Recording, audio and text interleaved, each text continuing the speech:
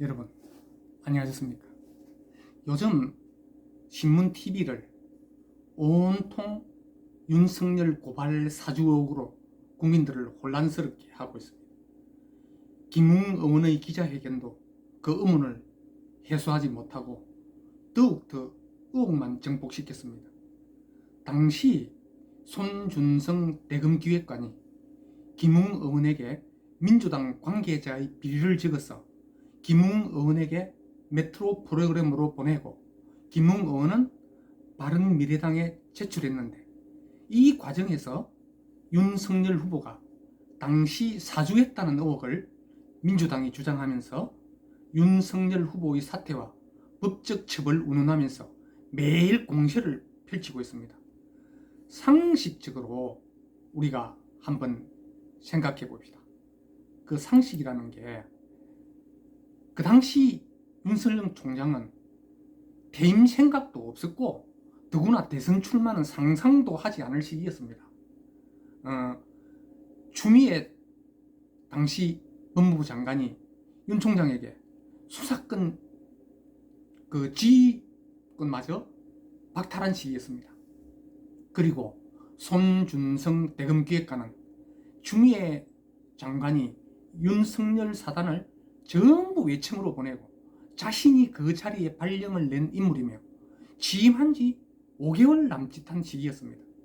모든 손발을 잘린 윤 총장은 행동과 말이 다 보고되는 줄 알고 있는데 아무 실익 없고 곧 발각될 이런 일을 하겠습니까? 그리고 손준성 기획관도 김웅 의원도 윤석열 후보와는 아무 관계도 없다고 발표를 했습니다. 손준성은 이런 자료를 보낼 적도 없다고 했습니다. 그럼에도 민주당 대표나 의원들, 또 그 의원들을 비롯해서 민주당을 지지하는 방송 패널들은 그럴싸한 이론으로 윤석열 후보를 고발 사주 범인으로 지금 몰아가고 있습니다. 김웅 의원이 기자회견할 때 대검에서 부랴부랴 제보자를 공익신고자이므로 신분을 노출하면 처벌받는다는 메시지를 기자들한테 보냅니다. 참 한심하고 추잡한 일입니다. 공익제보자는 검찰이나 법무부가 정하는 게 아닙니다. 여러분 아시다시피 국민 권익에 의해서 정하는 것입니다. 그리고 공익제보자는 자신이 몸담고 있는 공익단체, 공공의 이익단체, 즉 언론이나 검찰, 법원, 청와대, 시민단체, 공무원 등 이에 근무하는 자가 자기 소속의 비리를 권익위에 보내고 권익위는 사건을 조사하되 일체의 비밀에 붙이고 이것이 공익제보자로 확인이 되면 신변보호와 신원 노출을 막은 채 수사를 의뢰하는 것입니다. 그런데 법무부가 제보자 신분 드러날까봐 기자회견 중에 긴급히 공익제보자라고 문자를 보내는 이런 일은 있을 수 없는 일입니다. 그리고 이미 언론에 제보하고 권익위에 신고도 하지 않는 사람이 어떻게 공익신고자가 될 수 있단 말입니까? 여러분, 산자부 차관이 민주당 대선 후보들의 공약을 발굴하라고 공무원들에게 지시했습니다. 이렇게 선거법을 위배해도 해임이나 수사하지 않습니다. 내부 제보로 밝혀진 이 일이지만 어디 이것뿐이겠습니까? 이런 걸 제보하는 사람이 공익제보자입니다.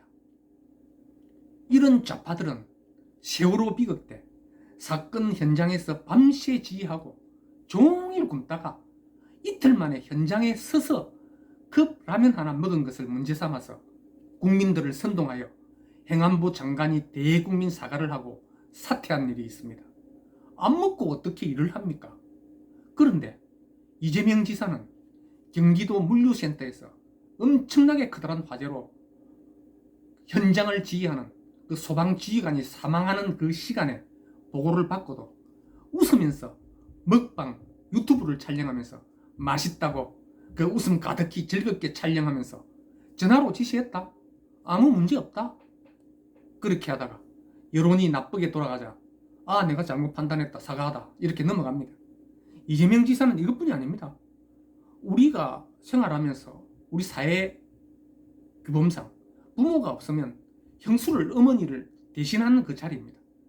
그런 분에게 우리 일반인도 상상하지 못할 욕설을 퍼붓고 음주운전 등 법적 처벌을 받은 것이 4차례나 있다고 하는데, 지금 우리나라는 경제 10대 대국에 속합니다. 이런 경제 10대 대국의 자리에서 이런 사람이 대통령 후보 여론조사에서 1위라는 게 국민으로서 참 부끄럽습니다.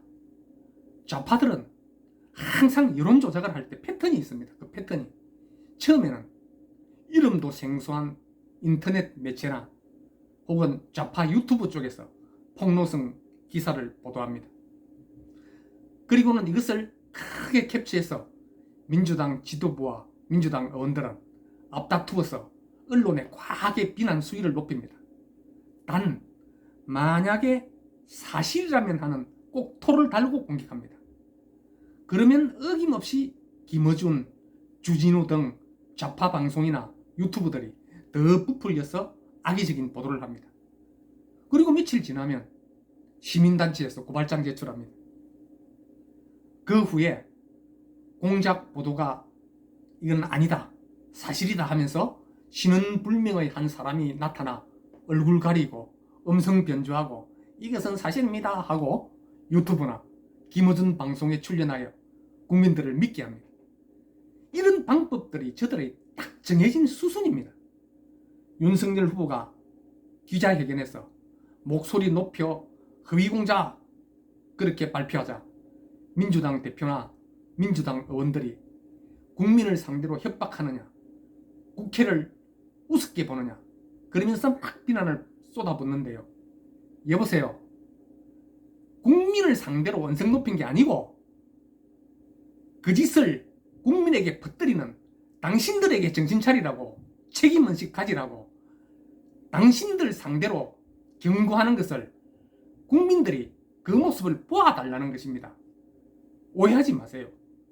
그리고 국회를 무시하는 것이 아니라 그 짓을 퍼뜨리는 당신들 같은 국회의원을 무시하는 겁니다. 국회를 무시하는 게 아니고요.